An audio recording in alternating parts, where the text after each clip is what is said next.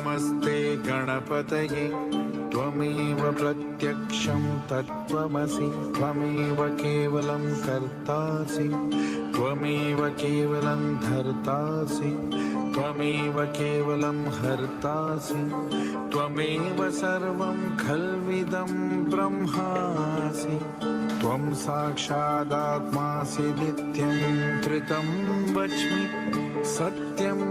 वच्मि अवत्वं अवभक्तारम् अवश्रोतारम् अवदातारम् अवधातारम् अवानुचानमवशिष्यम्